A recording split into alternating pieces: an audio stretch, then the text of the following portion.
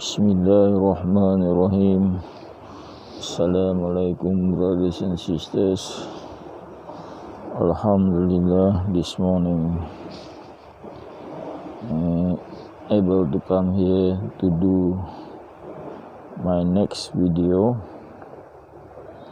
So I've been producing videos, over 200 videos already.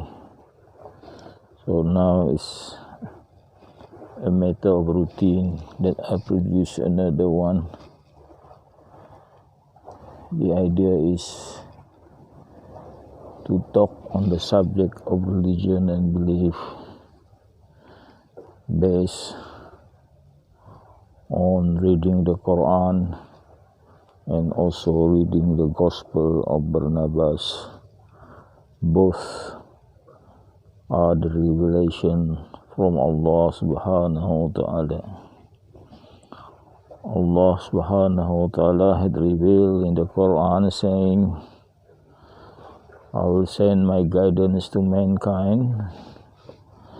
Whoever follow my guidance, no need to feel worry and no need to feel sad.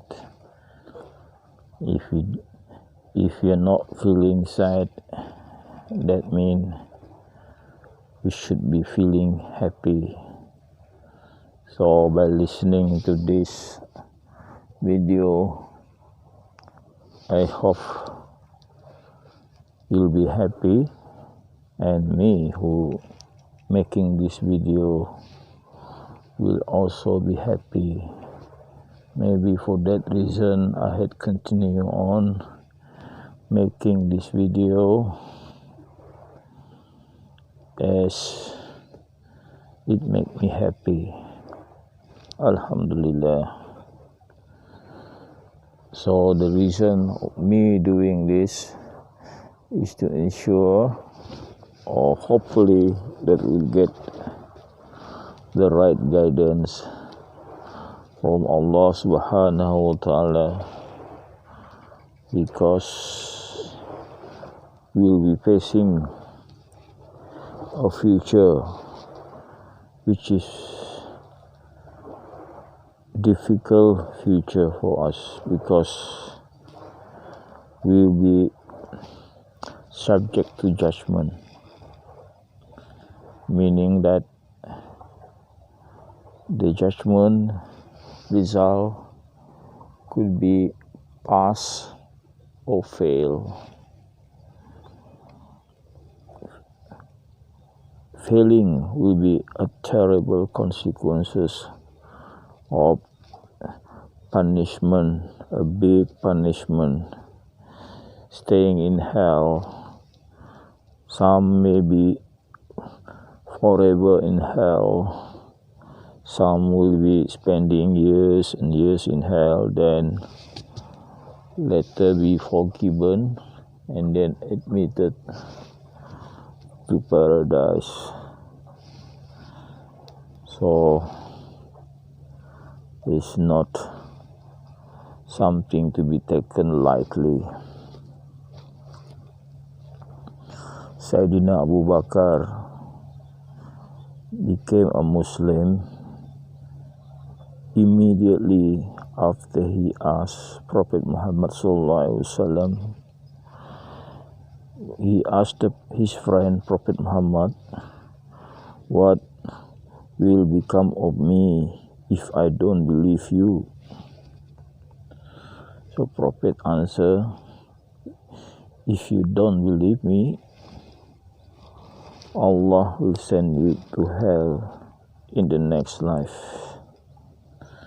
So hearing this, Sayyidina Abu Bakar decided to believe the Prophet and follow the teaching of the Prophet, because he was not taking the risk. He said, life is a risk and I'm not going to take the risk of being punished severely in hell. So Sayyidina Abu Bakar was the first adult outside the family of the Prophet to convert to Islam. So after that, after he became a Muslim, Sayyidina Abu Bakar asked the Prophet what he would do after he became a Muslim. So the Prophet said, "You help me to spread Islam."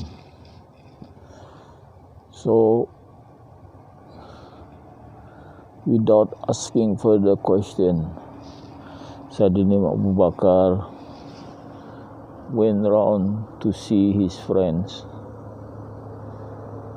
He knocked houses and then talked to the people that the Prophet Muhammad had a message, very important message. And of course, he also mentioned the threat to his friend, and he managed to convert many of the early Muslims. And after that, Prophet Muhammad and Sayyidina Abu Bakar was seen together spreading Islam. So that is the story of the first convert to Islam, the first caliph of Islam, Sayyidina Abu Bakar. So when Prophet Muhammad passed away, Sayyidina Abu Bakar then lead the Muslim. At that time, there was no concept of the leader being paid salary. So Sayyidina Abu Bakar lead the Muslim without salary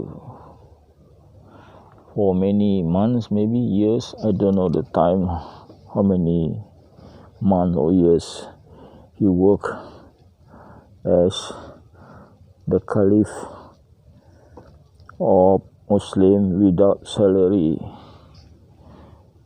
So how he got the money without salary? Sayyidina Abu Bakar was a cloth merchant. So he had a shop in the market place where he sell clothes. So whenever people want to see the Caliph, one has to go to the market and meet the Caliph in the market, while he was also supporting his family by selling clothes. But then people also complain that it was very difficult to meet the Prophet, the Sayyidina Abu Bakar or the Caliph, because he was also busy doing his work in selling the clothes to support his family. That's very interesting, isn't it? How much salary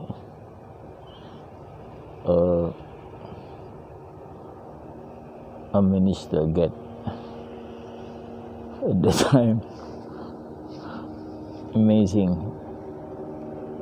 Sayyidina Abu Bakar was working as a caliph.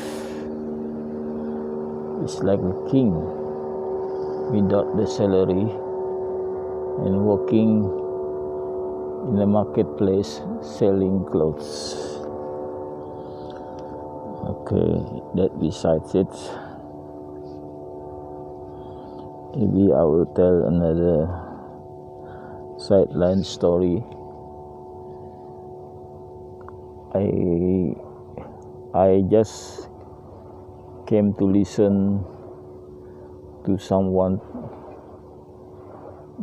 talking, and he was talking about a Muslim doctor. This Muslim doctor was saying that the COVID-19 virus is the work of a person who had done experiment creating the virus, and the virus escaped from the laboratory,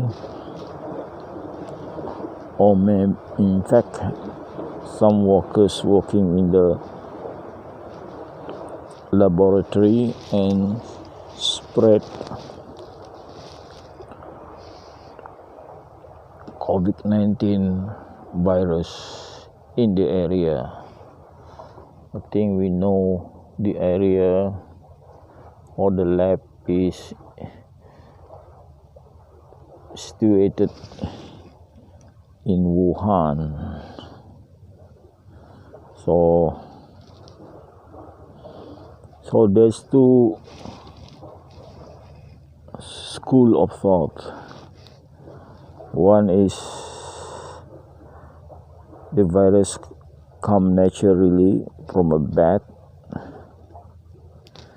Second is the work of a person fiddling with the virus to make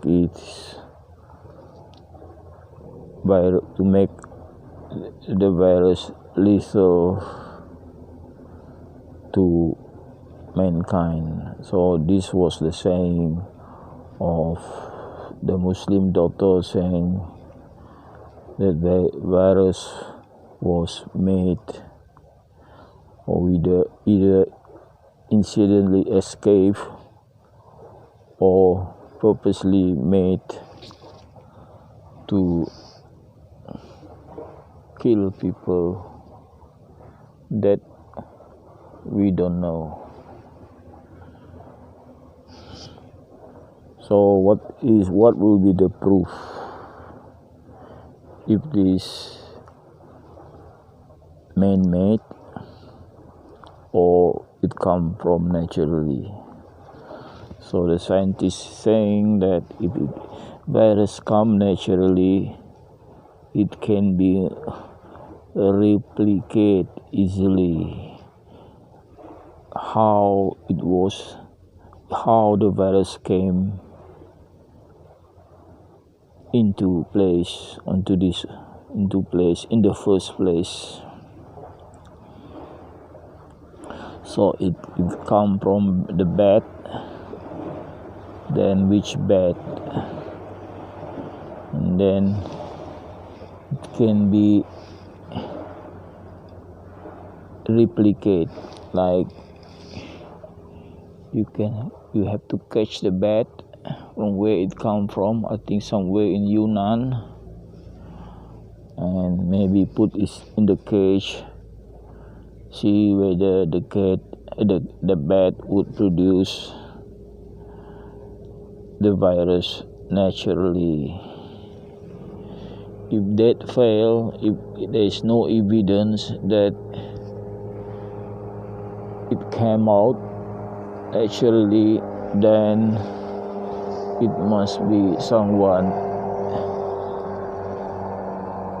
we call genetically engineered virus. Yes, genetically engineered. So there is a science called genetic engineering. I heard of this already, genetic engineering. What they do, there is DNA in the cell, then they modified the DNA. Example, the Chinese vaccine Sinopharm, is from SARS virus, and what they do, they remove the code in the DNA, that replating code.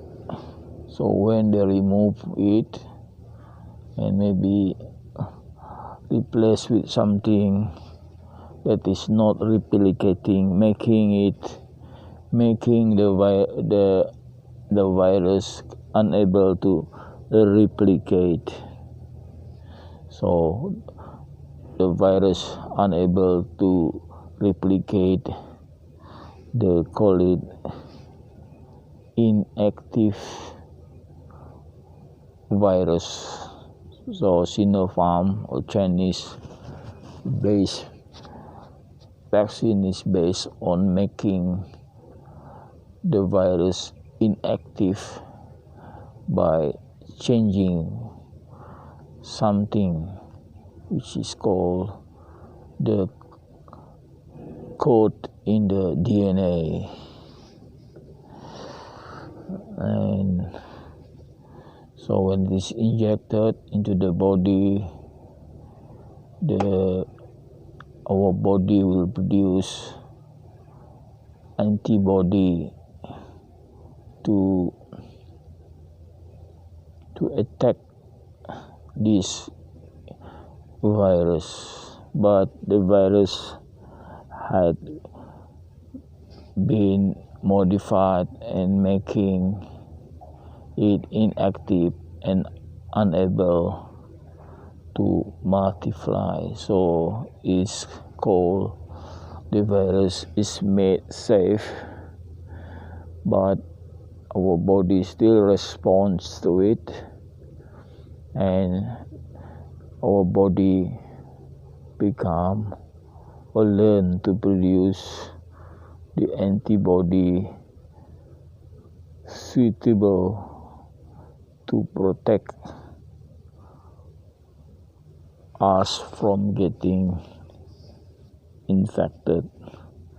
So what I heard as well, there are also many people believe that the virus come from the lab. So I think the scientists from other countries wanted to investigate and visit the Wuhan virology lab. I don't know whether they were able to go there and do the investigation, but we have to see the progress, or whether in the end they decide to keep it silent. That I don't know. Okay, brothers and sisters, now let's go back to the intention of making this video, that is reading the Koran. Reading the Quran, or someone is coming, so I think I need to stop at the moment.